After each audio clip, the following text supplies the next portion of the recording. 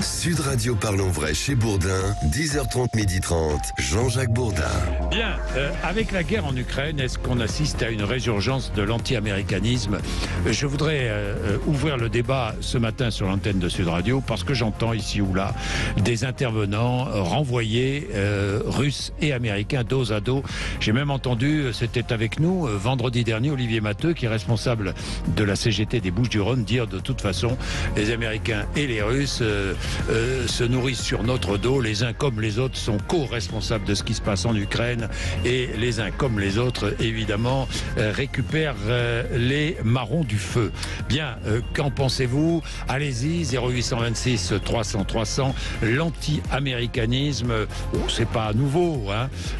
On se souvient du livre de Jean-François Revel, L'obsession anti-américaine. Ce n'est pas nouveau, l'anti-américanisme. Il y a une résurgence. Qu'en pensez-vous ? 0826 300 300. Allez-y, hein. Est-ce que vous renvoyez dos à dos américains et russes ? Allez-y, n'hésitez pas. Vous appelez, vous intervenez. 11h03 pour débattre. Nous avons avec nous André Caspi, historien spécialiste des États-Unis. Bonjour André Caspi. Bonjour. Merci d'être avec nous. Dominique Simonet, qui est journaliste spécialiste des États-Unis, auteur de Les grands jours qui ont changé l'Amérique. Bonjour. Bonjour. Merci d'être avec nous. Et en ligne, Julien Aubert, membre des Républicains, président du mouvement Osez la France. Julien Aubert, bonjour. Bonjour Jean-Jacques Bourdin. Merci d'être avec nous. Alors, Julien Aubert, je commence avec vous. Est-ce que nous assistons à une résurgence de l'anti-américanisme ? Une résurgence, je pense qu'il y a effectivement une forme de, aujourd'hui, quelques manifestations qui sont assez logiques parce qu'on voit que les Américains ont effectivement profité sur certains plans de cette guerre en Ukraine. Je pense notamment au sujet du gaz, pour lequel ils se sont substitués aux Russes.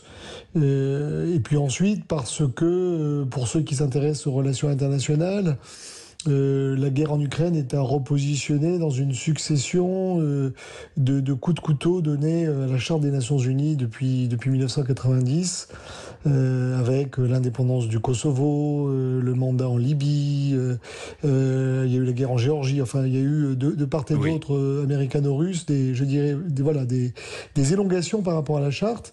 Il n'en reste pas moins que la Russie est l'agresseur sur ce point particulier de l'Ukraine et que les mettre sur le même plan est un peu inéquitable. C'est inéquitable.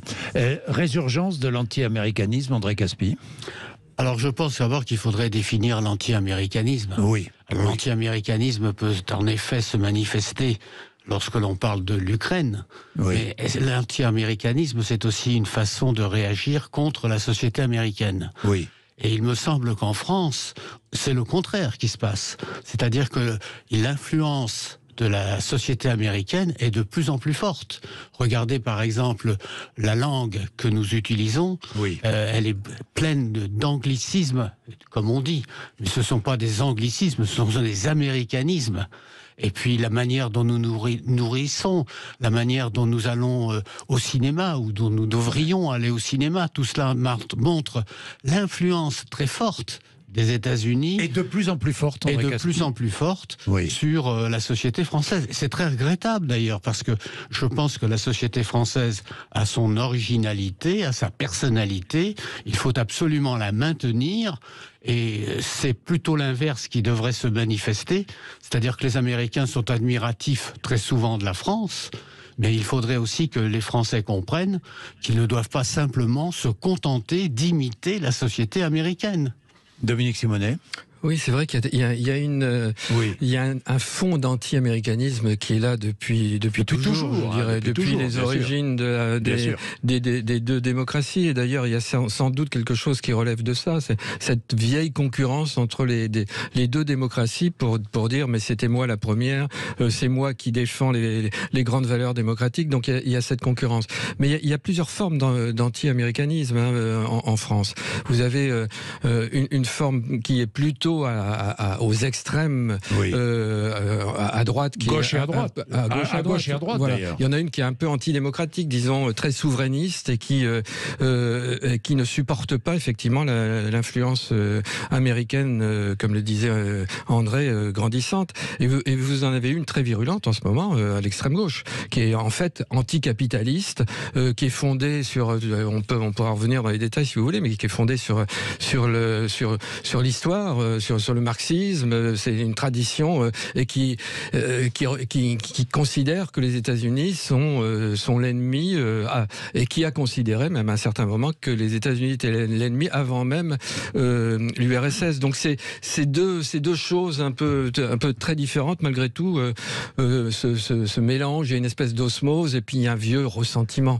Et moi je crois aussi il y a quelque chose, c'est que il y a un sentiment de déclassement en France. On n'est plus vraiment une grande puissance, il faut bien le dire. On est une moyenne puissance. Et ça c'est difficile à accepter. Donc on a besoin de boucs émissaires. On a besoin de se dire c'est pas vrai, c'est pas de notre faute. C'est la faute aux Américains. Et voilà, c'est la faute des Américains. C'est la faute des Américains, oui. Et puis on a ces relents révolutionnaires, par exemple chez Jean-Luc Mélenchon, hein, l'Amérique du Sud révolutionnaire qui conteste évidemment l'impérialisme américain. C'est le guerriero d'hier, ça. C'est le guerriero d'hier. C'est celui qui veut en somme montrer que il brandit le drapeau de l'anti-américanisme précisément parce que il est favorable à la libération des peuples. Bon, on peut en effet le croire ou ne pas le croire, chacun fera son opinion.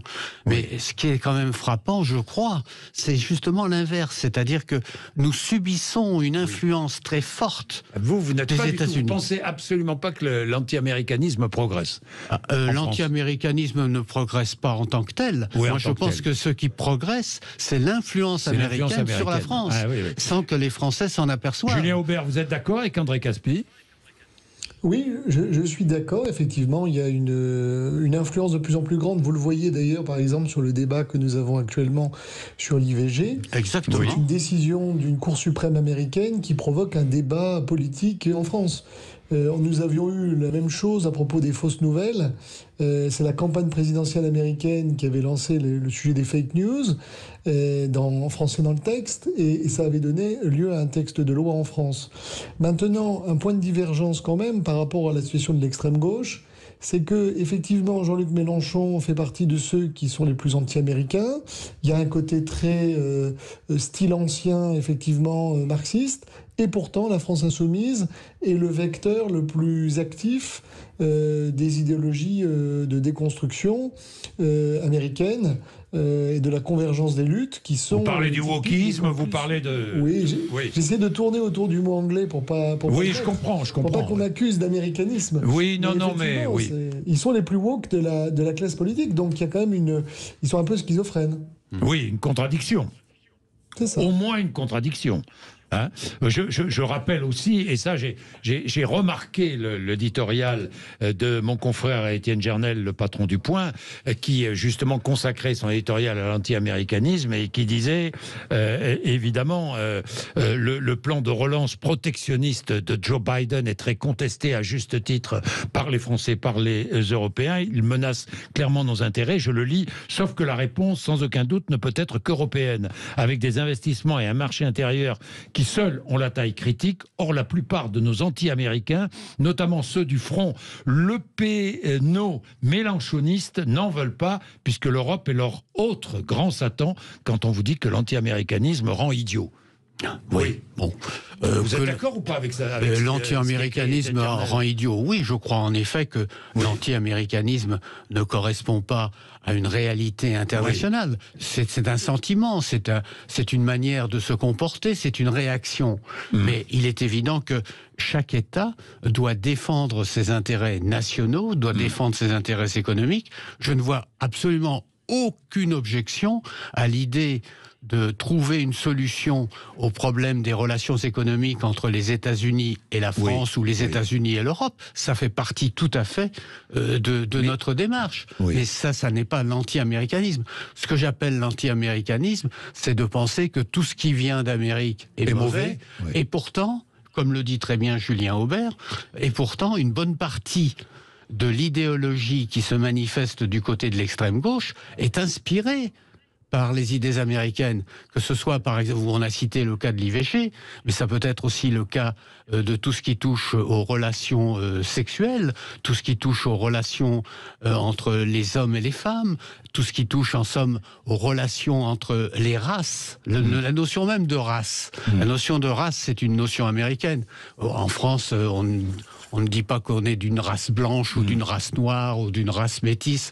Aux États-Unis, on le dit. Bon, ça vient petit à petit en France, et je pense que c'est là une influence qui est néfaste, mais qui est propagée sans aucun doute par bon nombre de Français, y compris et surtout par l'extrême gauche. Bien, il est 11h13. Allez, première pause. Ce débat est maintenant lancé.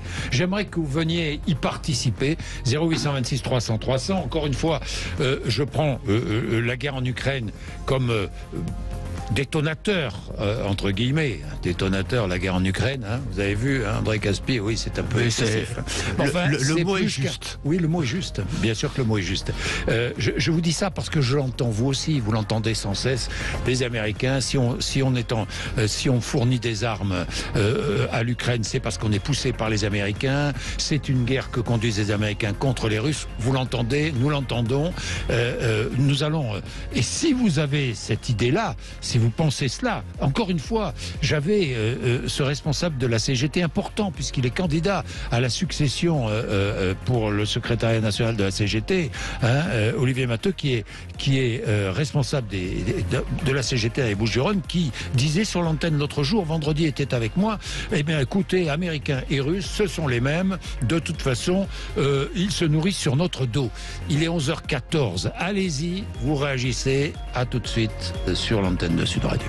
Jean-Jacques Bourdin. Bien, il est 11h17. Julien Aubert, nous parlions tout à l'heure de Jean-Luc Mélenchon et d'une partie de l'extrême gauche anti-américaine. Est-ce que les souverainistes ne sont pas non plus très anti-américains ? Non, mais moi je pense que y a un distinguo à faire.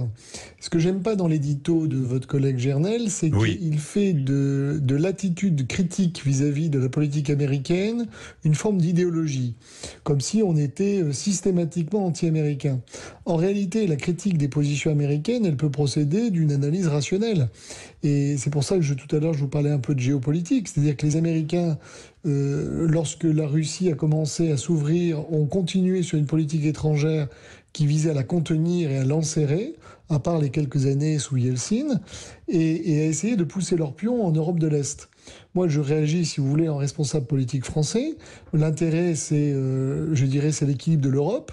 Et je constate que cette politique a en réalité poussé la Russie dans les bras des Chinois et l'a conduit finalement. Elle nous avait d'ailleurs prévenu il y a 15 ans au Bundestag, Vladimir Poutine nous avait dit « ne venez pas en Ukraine, ça finira mal ». Et donc, à force de pousser dans les retranchements, il a fini par commettre l'irréparable et envahir l'Ukraine. Donc je crois... Oui, Julien Aubert, voilà. Est-ce qu'on doit aujourd'hui, on va faire une petite parenthèse Ukraine, puisque vous dites que si la Russie envahit l'Ukraine, c'est parce que l'Occident, les Américains sont intervenus en Ukraine. C'est pour cela, selon vous, Julien Aubert. Pas seulement en Ukraine, c'est-à-dire qu'effectivement... Ah mais non, mais c'est ce que vous dites. Est-ce que les Russes sont en Ukraine ? Est-ce que les Russes ont été, si j'ai bien compris, obligés d'envahir l'Ukraine ? Non, on n'est jamais obligé d'envahir son voisin. Ah bon, d'accord. En revanche, ils avaient prévenu que la poussée de l'influence américaine en Ukraine et la poussée occidentale, comme ils considèrent, si vous voulez, que c'est leur espace stratégique, ils ne veulent pas, et c'est leur espace de sécurité, c'est la conception russe de la sécurité, et donc en plus il y a des minorités russes, donc ils s'estiment liés, voilà. Et donc au bout d'un moment, ça a fini par provoquer une réaction. Mais il faut comprendre l'Ukraine comme la succession, je dirais, d'étapes préalables. Et ça fait en réalité 30 ans que se joue un jeu entre la Russie et les États-Unis dans diverses parties du monde où on se soucie de moins en moins du droit et on fait avancer ses intérêts. Et entre deux puissances du Conseil de sécurité des Nations Unies, ça peut très mal se terminer. Bien, Dominique Simonet. Moi, je suis pas trop d'accord avec Avec cette analyse, écoutez, s'il y a quelque chose de prédéfini, c'est bien l'attitude de Vladimir Poutine depuis des années, voire des décennies, cette attitude hégémonique et cette volonté de reconstituer un empire russe ou une vision fantasmée de l'URSS, etc. Je veux dire, et là, en Ukraine, les Américains sont venus, ils n'avaient pas forcément envie de venir, hein, ils sont plus intéressés par la sécurité en Indo-Pacifique qu'en Europe. Et je vous rappelle que les Européens et la France est engagée aussi. Il y a aussi une question simple de valeurs démocratiques. Il y a un camp démocratique aujourd'hui face à des invasions qui sont celles de dictateurs fous, sanguinaires, qui se comportent en Ukraine comme pire que d'ailleurs, enfin pire, non pas pire, c'est pas, mais en tout cas comme les nazis avec ces massacres, je veux dire, donc la question ne se pose pas. Et moi, je suis désolé, mais je suis totalement scandalisé quand on ose comparer, mettre les deux sur le même plan. Les États-Unis et l'URSS, en ce moment, enfin, dans le contexte de l'Ukraine, et la Russie, pardon. Alors les États-Unis ont contribué à la fin de l'URSS au passage. Alors que les États-Unis trouvent un intérêt économique, oui, d'accord. Chaque pays défend ses intérêts, ils ont un intérêt, mais c'est pas une raison pour mettre en retrait l'essentiel. Et l'essentiel, ce sont la liberté, nos valeurs démocratiques, que nous avons en commun. Non, je ne suis pas du tout d'accord avec M. Simonet. On ne défend pas les valeurs démocratiques en Ukraine. On défend... Oui, parce que on défend le respect de la paix internationale et le respect de la Charte des Nations Unies qui interdit à un État d'envahir un autre. La Russie serait un pays démocratique, que cela n'enlèverait strictement rien au fait qu'il faudrait la faire déménager d'Ukraine. C'est-à-dire que la nature du régime russe ne doit pas interférer avec la politique qu'on souhaite mener, notamment par rapport à la paix internationale. Et lorsque je parlais d'influence américaine, je parlais rappelez-vous, en République tchèque et en Pologne, les projets de boucliers antimissiles qui étaient en réalité plutôt tournés vers l'affaiblissement du potentiel nucléaire russe. Rappelez-vous l'indépendance du Kosovo en Serbie. Kosovo qui n'était pas un État indépendant, qui était une province serbe, et pour lequel on a permis l'émancipation de cet État, alors qu'en réalité, ce n'était pas du tout le droit international de l'époque. Donc ça, il faut l'avoir en tête lorsqu'on comprend le point de vue russe. Alors après, c'est vrai que je vous rejoins sur le fait qu'il y a une espèce de fantasme d'empire russe, la recréation des minorités, enfin le fait de faire le lien avec les minorités russes, ça c'est vrai. Néanmoins, il faut toujours avoir, de mon point de vue, un positionnement équilibré par rapport à ceci. Et l'idée, si vous voulez, de la croisade pour la démocratie, moi je m'en méfie beaucoup, parce que je retrouve les relents de George Bush lorsqu'il a fallu là aussi ouvrir des conflits inutiles. Oui, vous parlez du conflit inutile en Irak, Julien Aubert. Je rappelle quand même que de nombreux pays arabes ont poussé George Bush à intervenir en Irak, pour mettre à bas Saddam Hussein. Oui, mais je veux dire, la guerre en Irak n'était pas justifiée par des règles de droit international. C'est-à-dire qu'on l'a suspecté d'avoir violé certaines règles, on s'est aperçu que c'était faux. Et après, on a trouvé d'autres prétextes, qui étaient en l'occurrence le fait qu'il y avait des détentions d'armes. Mais c'était pas l'objet initial de la guerre. Mais oui. Les États-Unis ne devraient pas intervenir en Ukraine. Ce serait aux Européens de se débrouiller tout seuls, ou on laisse l'Ukraine comme ça ? Pas du tout. C'est quoi votre position par rapport à ça ? Ma position, c'est que vous avez un Conseil de sécurité des Nations Unies, vous avez des règles. Donc effectivement, lorsque vous avez une violation de ces règles... Avec le veto de la Russie. Du monde. Avec le veto de la Russie. Donc les Nations Unies... Vous avez un truc qui s'appelle la résolution Hutchison, qui est une résolution qui a été votée dans les années 60, qui permet, lorsque le Conseil de sécurité des Nations Unies est justement bloqué, de passer par l'Assemblée générale. Et donc vous pouvez très très bien déployer des forces de maintien de la paix, vous avez toute l'attitude pour prendre des sanctions économiques, mais ça n'est pas une coalition d'États qui la prend, c'est l'ensemble de la communauté internationale, parce que l'atteinte à l'un des États est en réalité une atteinte à tous. Parce que là, ce qui est en train de se passer, c'est que nous sommes en train de devenir lentement co-belligérants d'un conflit. Au passage, je vous ferai remarquer que le Parlement n'a pas du tout débattu de ce sujet-là, et personne ne prendra ses responsabilités si demain vous avez un emballement ou une escalade. Là, on vous expliquera que on est confronté, maintenant on va se retrouver sur le front. Bien. Les Français, ils n'ont pas voté pour pour ça. Eh bien, Julien Aubert, il est intéressant d'ailleurs, parce que le débat est ouvert dans la société française sur la nécessité aujourd'hui d'un débat au Parlement, Assemblée nationale et Sénat, peut-être suivi d'un vote sur, effectivement, l'aide militaire apportée à l'Ukraine. André Caspy, qu'est-ce que vous vouliez dire ? Ce que je voulais dire, c'est que on ne réfléchit pas suffisamment au rôle de l'OTAN. Oui. Parce qu'au fond, si les États-Unis sont présents en Ukraine, c'est au nom de l'OTAN. Oui. Alors on nous a dit il y a quelque temps que l'OTAN était en état de mort cérébrale. Oui. De toute évidence, ça n'est pas le cas. En tout cas, l'OTAN a été réveillé. Il a été réveillé par les États-Unis. C'est-à-dire qu'au fond, la faute majeure, je crois, de l'OTAN, c'est d'avoir hésité sur l'intégration immédiate ou non de l'Ukraine. C'est-à-dire si l'Ukraine avait été immédiatement admise dans l'organisation du traité de l'Atlantique Nord, bien que l'Ukraine soit très loin de l'Atlantique, il n'empêche que cela aurait eu un sens d'intervenir et de soutenir l'Ukraine contre la Russie. Il est probable que les Russes ne seraient pas intervenus, d'ailleurs. Et il est probable que les Russes ne seraient pas intervenus, vous avez tout à fait raison.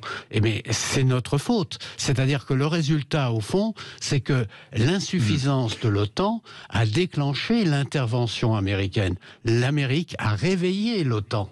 Et c'est en réveillant l'OTAN que l'Amérique a pris la tête de cette croisade contre la Russie. Alors, n'oubliez pas, par exemple, qu'aujourd'hui, les États-Unis fournissent environ 50 milliards de dollars d'aide militaire à l'Ukraine. Oui. En comparaison, la France fournit à peu près 700 millions. Oui. On est un peu loin. On est un peu loin. Enfin, on est un peu loin. Notre puissance est un peu loin. Le deuxième fournisseur après les États-Unis, c'est le Royaume-Uni, qui lui est aux environs de 5 à 6 milliards. Donc entre 5, 6 milliards et 50 milliards, il y a quand même une différence. Donc ça veut dire que les États-Unis ont pris parti pour la défense de l'Ukraine au nom de l'OTAN, parce que nous n'avons pas su donner à l'OTAN toute la force qui était nécessaire. Et cela entraîne, je termine sur ce point, et cela entraîne aujourd'hui un risque de guerre froide qui pourrait très bien devenir guerre chaude, parce que non seulement les États-Unis et la Russie sont concernés, mais maintenant c'est la Chine. C'est-à-dire qu'au fond, on est là dans une configuration où précisément il peut y avoir une coagulation, si l'on peut dire, des forces russes et chinoises contre l'Occident et en particulier contre les États-Unis. Oui, enfin moi je suis un peu plus cynique que vous, André Caspy. Est-ce qu'on ne va pas assister à un gel de cette guerre sur le territoire ukrainien? Finalement, tout le monde, les principales victimes, ce seront les Ukrainiens eux-mêmes. Je vous le dis, parce qu'il risque d'y avoir un gel militaire volontaire de la part des grandes puissances pour effectivement ne pas élargir encore un peu plus le conflit. Oui, mais enfin, n'oubliez pas qu'il y a des risques d'élargissement. Du côté de la Moldavie, pour l'instant, on ne les voit pas. Et n'oubliez pas non plus qu'il y a des membres de l'OTAN, comme la Pologne, qui sont autrement plus actifs et activistes que la France ou que le Royaume-Uni. Julien Aubert, on va en parler. Il est 11h28, on ne va pas tout faire sur l'Ukraine. Je voudrais revenir sur l'influence américaine et sur effectivement l'influence culturelle américaine. Est-ce qu'elle évolue ou pas? Il est 11h29. Vous êtes sur Sud Radio. Merci d'être avec nous. 0826 300 300, n'hésitez pas, appelez-nous. Jean-Jacques Bourdin. Il est 11h32, merci d'être avec nous. Alors, anti-américanisme ou pas, que reproche-t-on aux Américains? Leur interventionnisme, partout, interventionnisme militaire, interventionnisme sur les marchés, interventionnisme dans la déréglementation des marchés, leur système peut-être ultra-libéral, qu'on ne comprend pas très bien, ce capitalisme qui serait source d'inégalités, une économie qui est parfois aussi subventionnée, leur influence culturelle, évidemment, on leur reproche. C'est vrai que la place de la religion aux États-Unis, que nous ne comprenons pas, nous, en Europe et notamment en France. Julien Aubert, on leur reproche tout cela? Oui, à des degrés divers, et ça dépend des sensibilités politiques. Oui. Je crois que moi, je pense que l'un des reproches qu'on peut faire, c'est qui est parfaitement normal d'ailleurs, c'est-à-dire qu'ils privilégient leur intérêt national, oui, ce qui est tout à fait logique, oui, et qu'ils le font, quitte à affaiblir parfois leurs alliés lorsque c'est nécessaire, parce qu'il n'y a pas d'amis en relations internationales, et notamment dans le système monétaire, c'est-à-dire que on voit bien que le dollar reste la référence mondiale. Ils l'utilisent comme arme pour taper sur les doigts de leurs amis lorsqu'ils ne veulent pas qu'on aille chercher des marchés que leurs entreprises visent. Et en même temps, ce dollar, il est maintenu suprême dans le système international, alors que l'économie américaine est quand même très largement endettée et que ça repose beaucoup sur la confiance et sur l'entretien d'un cycle. Alors, Julien Aubert, justement, le stress est en train de gagner les marchés. Il y a une banque américaine qui a fait faillite. Alors, que se passe-t-il ? Les bourses continuent de chuter ce matin. Paris, par exemple, a reculé de 2,95, Francfort de 3,12, Londres de 2,43, Milan de 4,60. Et parmi les banques, BNP Paribas a chuté à la bourse de 6,06, Santander, banque espagnole, de 7,37, ING de 8,30 et Commerzbank de 12%. Donc évidemment, dès qu'il se passe un petit mouvement aux États-Unis, dans le système financier, le système bancaire mondial, c'est la panique. Oui, mais ça pourrait être le cas pour n'importe quelle grande banque. Oui. Si Crédit Suisse demain devait faire défaut, croyez-moi que le choc serait pareil. Non, c'est vrai. La bonne nouvelle, c'est que les Américains, cette fois, n'ont pas réagi comme Lehman Brothers ou comme d'autres banques qui avaient pu chuter. C'est-à-dire qu'ils sont venus immédiatement assurer les dépôts de manière à calmer et à rétablir la confiance. Parce que c'est un jeu, en fait, de confiance. Hein. Oui, les déposants ne seront pas lésés. Oui, c'est ce qui est très important, évidemment. C'est une question de confiance. Mais pour en revenir à cet anti-américanisme, donc il est multiple et varié, même si André Caspi pense que l'influence américaine est encore plus grande aujourd'hui qu'elle ne l'était hier.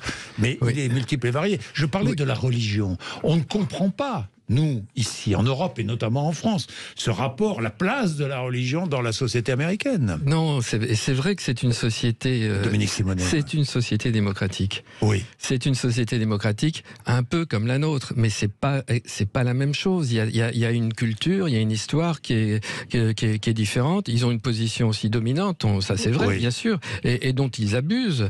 Ils ont commis des erreurs, ils ont commis des crimes dans l'histoire.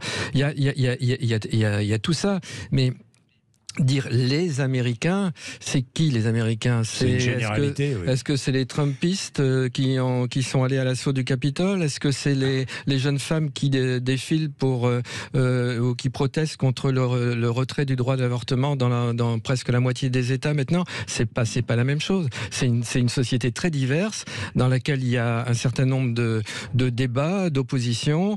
Les institutions, on le voit bien, elles sont fragiles aux États-Unis. On l'a bien vu avec les midterms. Et à d'autres élections, malgré tout, les institutions démocratiques ont l'air de toujours fonctionner. Mais c'est vrai, moi, quand je vais aux États-Unis, je suis assez révolté, par exemple, par la place de la religion. C'est vrai aussi qu'il y a presque une violence endémique avec le port d'armes, qu'il y a une forme de matérialisme qu'on connaît pas trop en France, avec cette présence de l'argent partout. Mais il faut l'accepter. À nous d'accepter cette société américaine, non ? Non, c'est-à-dire André Caspi, il faut que nous prenions conscience qu'il y a aux États-Unis 330 millions d'habitants. Exactement. Oui. Et que les États-Unis sont divisés en 50 États. Par conséquent, ce qui se passe à New York est différent de ce qui se passe dans l'Alabama, et ce qui se passe en Caroline du Sud, de ce qui se passe en Californie. Donc il faut prendre en compte cette différence. C'est un continent en tant que tel.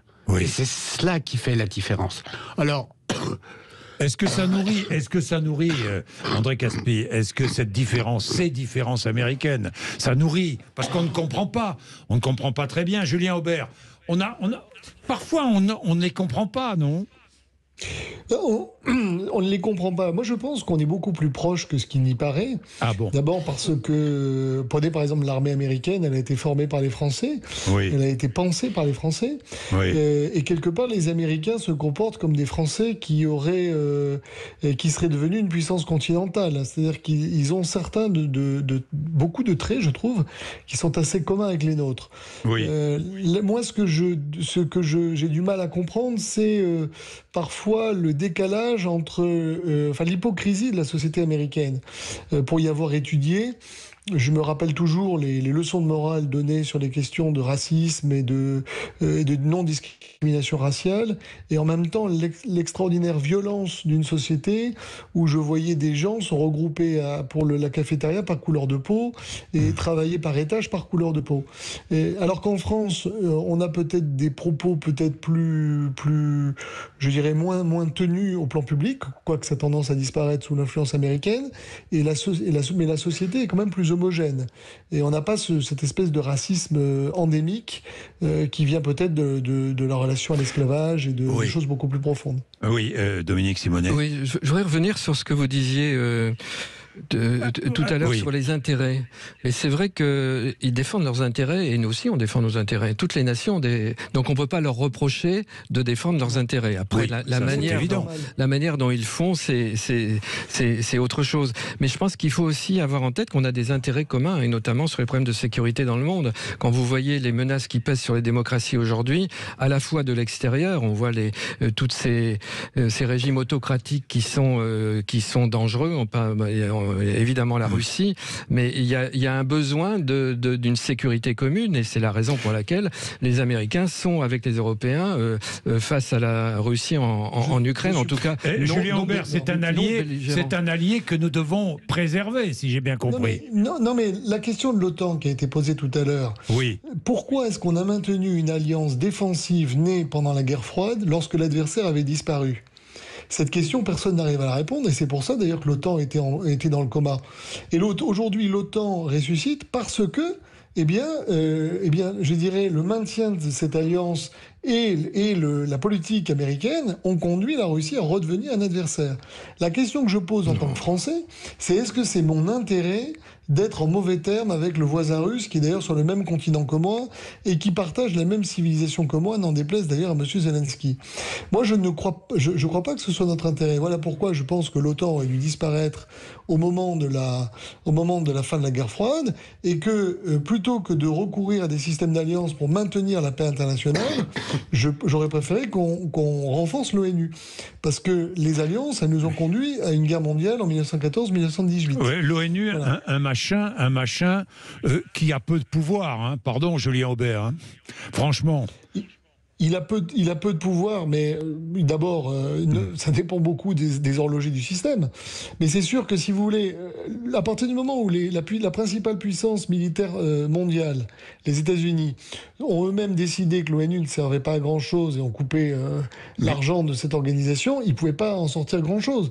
Mais est-ce que le monde est plus pacifique avec une ONU fragilisée et sans dialogue, ou est-ce qu'elle l'est moins ? Moi, je crois, si vous voulez, qu'aujourd'hui, on est rentré, malheureusement, dans une zone de plus en plus dangereuse, parce que vous avez la reconstitution de ces alliances, et quand vous regardez ce que fait la Chine, l'Inde, la Russie, le Pakistan, avec notamment ce qu'on appelle l'Organisation de coopération de Shanghai, qui est le pendant de l'OTAN, ça n'est pas du tout une bonne nouvelle pour la paix internationale. Que ce sont les États-Unis qui ont créé cette situation. Je veux dire, ce ne sont pas les États-Unis qui ont humilié la Russie au point qu'elle envahisse l'Ukraine. Ça, c'est une théorie qui ne tient pas, ce n'est pas vrai. Quand vous dites que la menace avait disparu, que l'OTAN était en mort cérébrale, en fait, la menace n'avait pas disparu. C'est notre illusion à nous. On croyait que les guerres étaient terminées. La menace était là. Vladimir Poutine faisait son chemin et il continue à le faire. Mais attendez... Vladimir Poutine, il n'est pas arrivé à la fin de la guerre froide. Expliquez-moi en quoi la Russie de Boris Yeltsin était un danger pour l'Europe. Non, mais la Russie, nous avions des relations avec Boris Yeltsin, avec la Russie de Boris Yeltsin, tout autre que les relations que nous avons avec... on a maintenu l'OTAN. Même que l'anti-américanisme n'est pas limité aux relations entre la France et la Russie à propos de l'Ukraine. Parce que là, il s'agit des relations internationales. Sur les relations internationales, il y a évidemment des complexités qu'il faudrait citer et qui ne correspondent pas à des sentiments ou à des réactions. Mais quand on parle d'anti-américanisme, cela veut dire que en France, il y a des réactions violentes à l'encontre de la société américaine, parce que c'est une société que l'on a la difficulté à comprendre. Oui, mais ce qui se passe en Ukraine est un révélateur. Est un révélateur de ce qui était un peu, peut-être... Non, parce que ce qui se passe en Ukraine... Moi, j'ai entendu des discours anti-américains que je n'entendais pas ces dernières années. Oui, bon, d'accord. Le sentiment américain est réveillé un peu. Oui, mais évidemment, on le voit sur des sentiments à l'encontre de la politique extérieure des États-Unis. Mais ce ne sont pas des sentiments à l'encontre de la société américaine. Peut-être pas de la société américaine, mais qu'on met tout dans le même. Regardez par exemple le nombre de films qui aujourd'hui sont diffusés en France et qui viennent des États-Unis. C'est la première industrie cinématographique. Donc, mais c'est le paradoxe, c'est que on aime et on consomme la culture américaine. Oui. C'est-à-dire qu'en fait, on est en plein dans la culture américaine. C'est ce que je dis depuis une demi-heure. C'est-à-dire que ça n'est pas de l'anti-américanisme. C'est au contraire une plongée dans l'américanisme, avec un américanisme que l'on ne comprend pas toujours très bien, parce qu'en effet, si on prend le cas de la religion, ou si on prend le cas des relations sociales, les États-Unis, c'est quand même un ensemble extrêmement complexe et qui nécessite beaucoup de distinctions, de distinguos. Donc ça veut dire quand même que cet anti-américanisme est voisin d'un américanisme qui est de plus en plus fort et sur lequel j'insiste parce que j'ai le sentiment que la société française est de plus en plus inspirée par la société américaine sans s'en rendre compte et sans même comprendre les complexités de la société américaine. Et justement, le paradoxe, vous avez raison, mais le paradoxe, c'est qu'aussi le discours anti-américain aujourd'hui reçoit de l'écho. Oui, mais en France. Regardez par exemple, c'est pas la première fois que la France s'oppose à la politique extérieure des États-Unis. Elle l'a fait au temps du général de Gaulle, en 1967, alors que quelques années auparavant, de Gaulle accueillait le couple Kennedy à bras ouverts. Rappelez-vous qu'au moment de la guerre d'Irak, Dominique de Villepin a fait un remarquable discours à l'ONU pour dire que la France n'irait pas. Donc, autrement dit, qu'il y ait des divergences politiques, incontestablement, et il faudrait en somme que la politique extérieure de la France soit très nettement marquée, que l'on sache exactement dans quel sens elle se dirige, mais cela est différent de ce que l'on peut sentir dans la société elle-même. Mais en fait, on est concurrents, on est rivaux, mais on n'est pas ennemis. Et d'une certaine manière, on est quand même dans toute l'histoire. D'ailleurs, quand là, je parle spécifiquement des relations franco-américaines, mais on peut l'étendre à l'Europe aussi. Dans toute l'histoire, il y a quand même une histoire d'assistance mutuelle des deux pays. Et là, on est bien content que l'Américain soit là quand même sur un bien sûr. On était bien content en 1917 et on était bien content en 1945. Absolument. Bien, il est 11h46, allez-y. Quel est votre avis ? 0826 300 300, à tout de suite. Jean-Jacques Bourdin. Allez, nous terminons ce débat. J'étais surpris parce que j'ai peu d'appels d'auditeurs qui ont ce sentiment, cet anti-américanisme qui existe, qui est réel. Ah bah peut-être Guy, qui est en Seine-et-Marne. Bonjour Guy.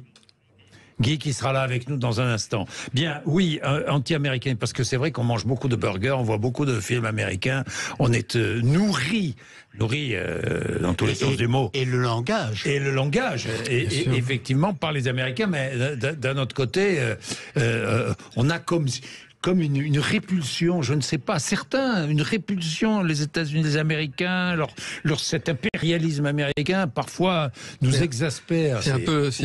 C'est un peu je t'aime moi non plus, quoi. Oui, mais c'est vrai, ça, parce qu'on est dans une relation effectivement très paradoxale. Oui. D'abord aussi parce que, on le disait tout à l'heure, ils sont venus aider l'Europe au moins pendant les 2 grandes guerres. Nous, on est allé intervenir au moment de leur indépendance, quand même. Nous. Absolument. C'était en 1776. Oui, mais c'est vrai. On a oublié. C'est vrai que le général Pershing, quand il est arrivé en 17, avait dit, enfin c'est pas lui, mais un de ses officiers avait dit Lafayette, nous voici. Voilà, donc c'était un retour de. Alors attendez, on va prendre Guy.